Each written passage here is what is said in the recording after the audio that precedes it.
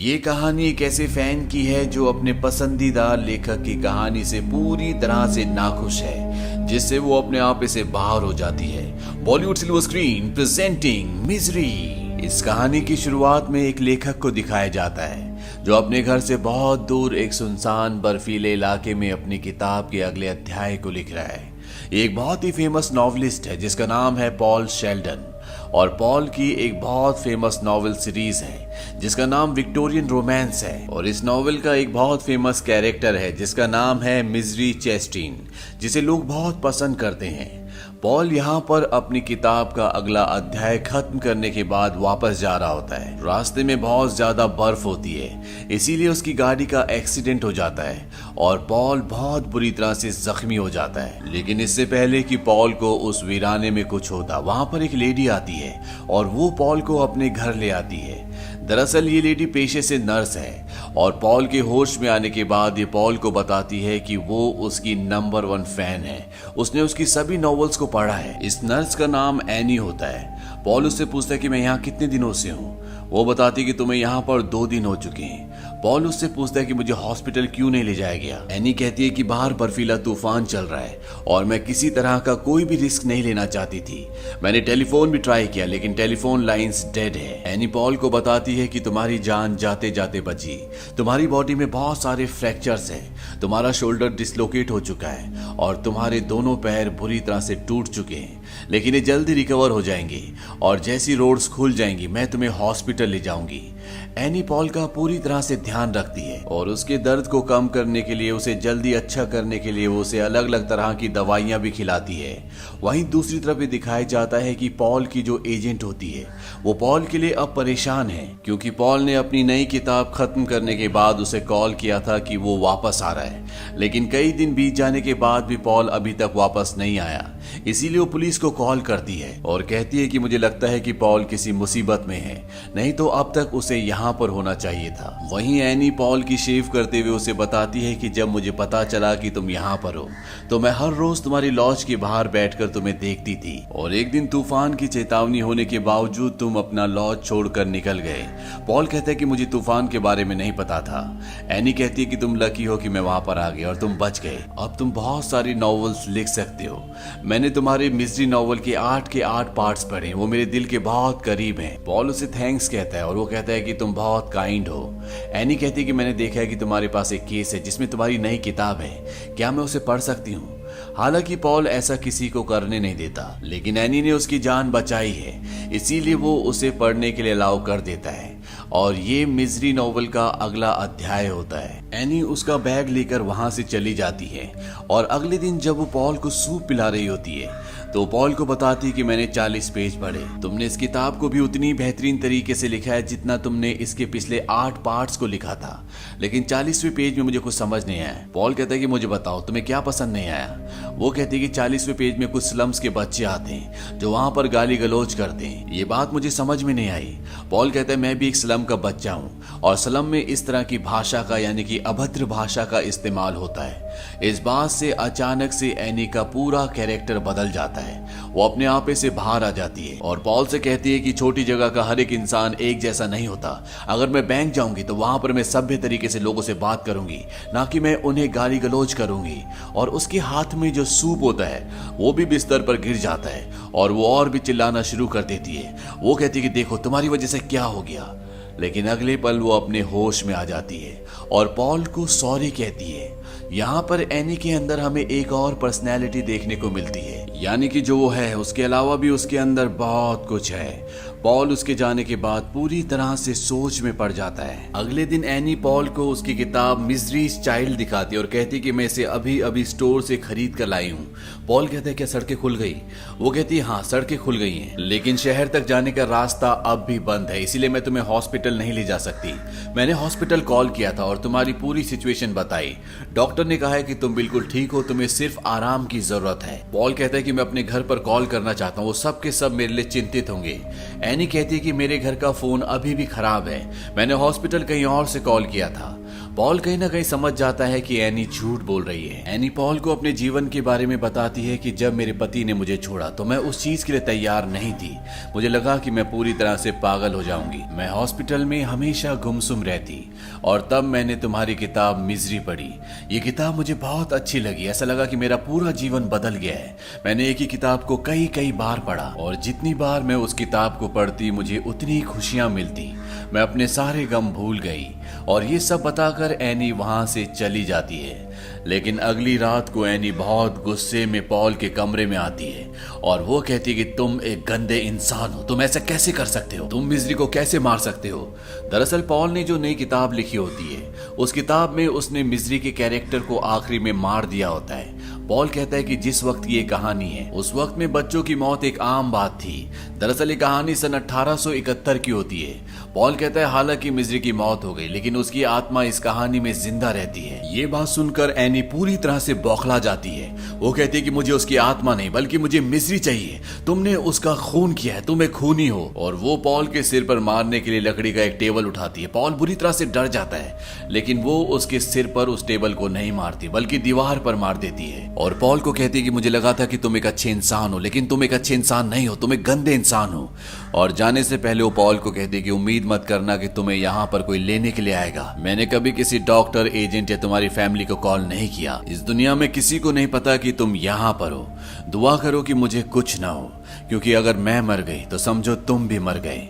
और ये कहकर वो वहां से चली जाती है। उसके जाने के बाद पॉल बड़ी मुश्किल से बिस्तर से नीचे उतरता है और वो दरवाजा खोलने की कोशिश करता है, लेकिन पॉल के दोनों पैर टूटे हैं, वो चाहकर भी यहाँ से बाहर नहीं जा सकता। अब अगली सुबह एनी उसके कमरे में आती है और पॉल को उसके बिस्तर के ऊपर रखती है। वो जानती है कि वो भागने की कोशिश भी करेगा तो यहाँ से भाग नहीं सकता।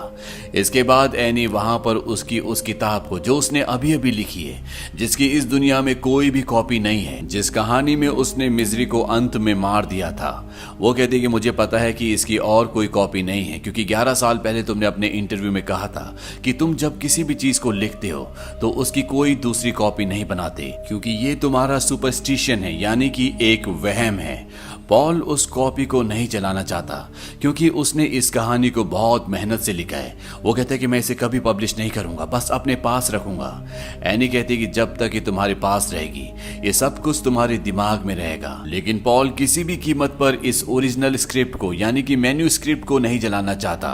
पर जब एनी उसके ऊपर पेट्रोल डालना शुरू कर देती है तो वो समझ जाता है कि अगर मैंने इसे नहीं जलाया तो ये मुझे जला देगी, और मजबूरी में उसे अपनी मैन्यूस्क्रिप्ट को जलाना पड़ता है। इस बात से पॉल को बहुत दुख होता है, लेकिन चाहकर भी वो कुछ नहीं कर सकता।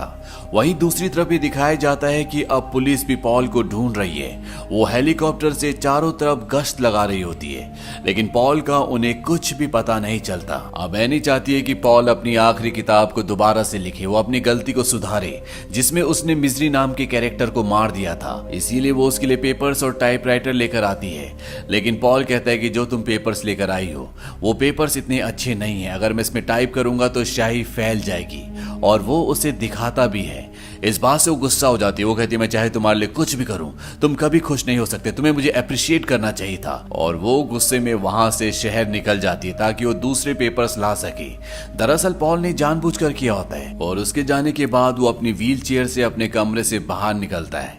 वो दरअसल मेन दरवाजा खोलकर यहाँ से बाहर निकलना चाहता है, लेकिन वो दरवाजा उससे नहीं खुलता। और तभी वो एक स्टोर में जाता है जहाँ पर उसे बहुत सारी पेन किलर्स दिखती हैं, और उन पेन किलर्स में से एक दवाई का पत्ता वो अपने पास रख लेता है। हालांकि उसने अब अपनी खुद की दवाइयाँ खाना भी बंद कर दी होती है।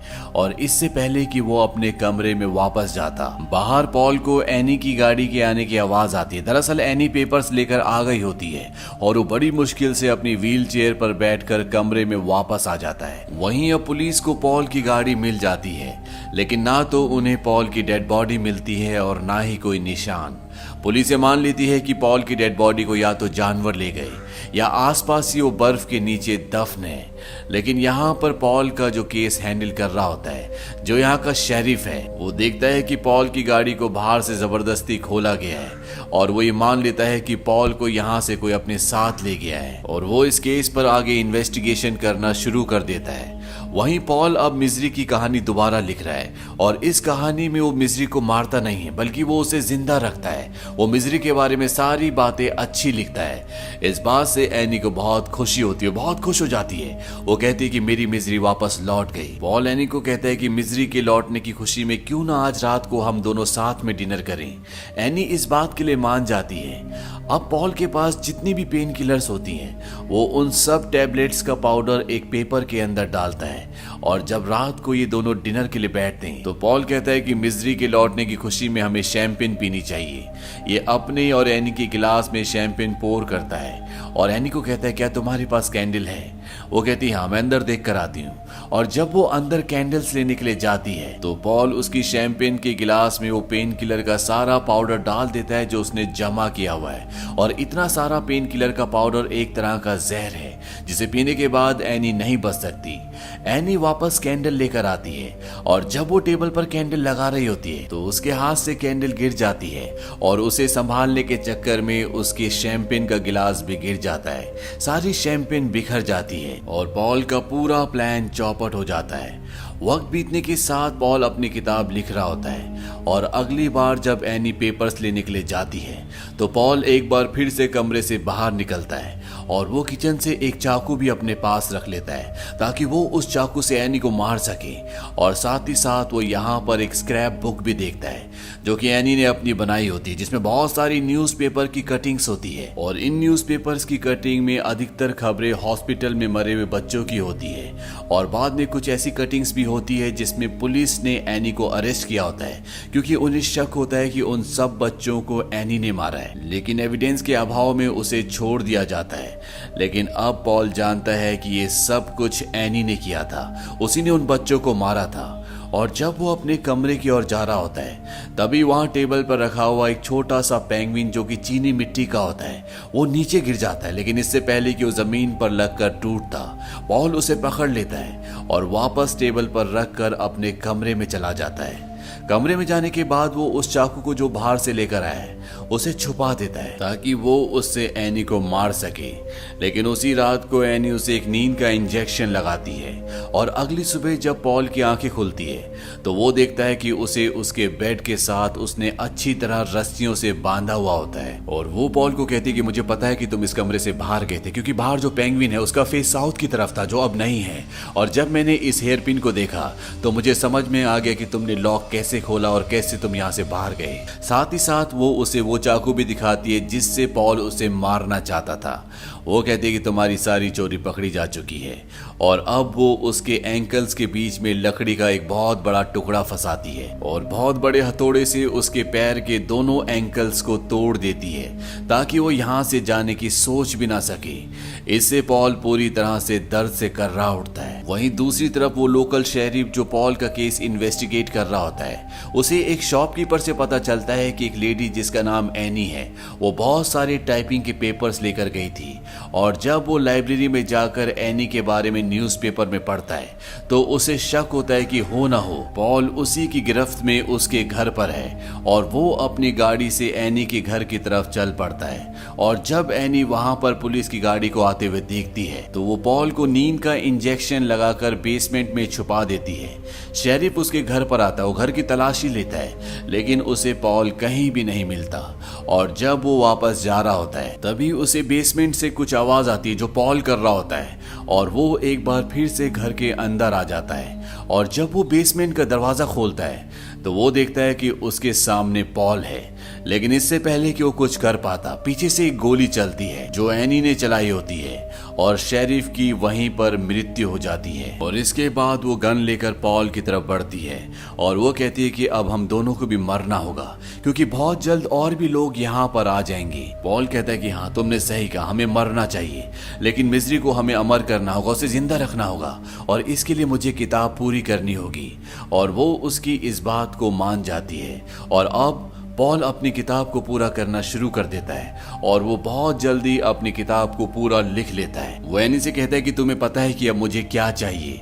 दरअसल एनी ने पॉल के बारे में सब कुछ पढ़ा होता है। वो कहती है कि हाँ मुझे पता है, तुम कोई भी किताब पूरी करने के बाद एक सिगरेट पीते हो और साथ में शैंपेन भी। वो उसके लिए एक सिगरेट, एक मैच बॉक्स की स्टिक और साथ में शैंपेन और एक गिलास लेकर आती है। पॉल कहता है कि एक गिलास अपने लिए भी ले आओ। इस बात से एक्साइटेड होकर वो अंदर गिलास लेने के लिए चली जाती है, क्योंकि पॉल अब किताब को पूरा कर चुका है और वो जानता है कि बहुत जल्द वो उसे मार देगी। पॉल अपनी किताब के सभी पेपर्स के ऊपर ऑयल डाल देता है और जब एनी बाहर आती है तो वो उन पेपर्स पर आग लगा देता है। इस बात से एनी पूरी तरह से बौखला जाती है और वो जलते हुए पेपर्स को बुझाने की कोशिश करती है और तभी पॉल टाइपराइटर उठाकर उसके सिर पर मारता है। वो उसे पूरी तरह से जख्मी कर देता है और जब पॉल घिसटता हुआ बाहर निकलने की कोशिश कर रहा होता है तभी एनी उसके ऊपर हमला कर देती है। वो अभी भी पूरी तरह से होश में होती है, लेकिन इससे पहले कि वो पॉल को मारती, दरवाजे के सामने एक मेटल का हैवी डोर स्टॉपर होता है। वो उसे उठाकर एनी के सिर पर कई वार करता है, जिससे एनी की मृत्यु हो जाती है और इस तरह से पॉल की जान बच जाती है। 18 महीने बाद ये दिखाया जाता है कि पॉल अब स्टिक के सहारे चलता है और उसने एक किताब लिखी है और इस किताब में उसने अपना एनी के घर पर बिताया हुआ पूरा एक्सपीरियंस लिखा होता है, जो क्रिटिक को बहुत पसंद आता है। किताब सब लोग बहुत पसंद करते हैं और तभी पॉल देखता है कि सामने से एक वेट्रेस आ रही है और ये और कोई नहीं बल्कि एनी होती है और उसके पास जो खाने की ट्रॉली होती है वो उससे चाकू निकालती है। पॉल पूरी तरह से डर जाता है, लेकिन अगले पल वो देखता है कि ये एनी नहीं बल्कि कोई और वेट्रेस है। दरअसल उस पूरी घटना के बाद अभी भी पॉल की दिमागी हालत पूरी तरह से ठीक नहीं हुई होती, इसीलिए उसे इस तरह के इल्यूजन्स, इस तरह के भ्रम हो रहे होते हैं। वो वेट्रेस पॉल को कहती है कि मैं आपकी नंबर 1 फैन हूँ। पॉल कहता है कि that's very sweet of you और इसी के साथ ये कहानी यहीं पर खत्म हो जाती है। ये फिल्म सन 1990 में रिलीज हुई थी। IMDb पर इसकी रेटिंग है 7.8। इस फिल्म का बजट था $20 मिलियन और बॉक्स ऑफिस पर इसने कमाई की थी $62 मिलियन की। उम्मीद करते हैं कि ये कहानी आपको पसंद आई होगी।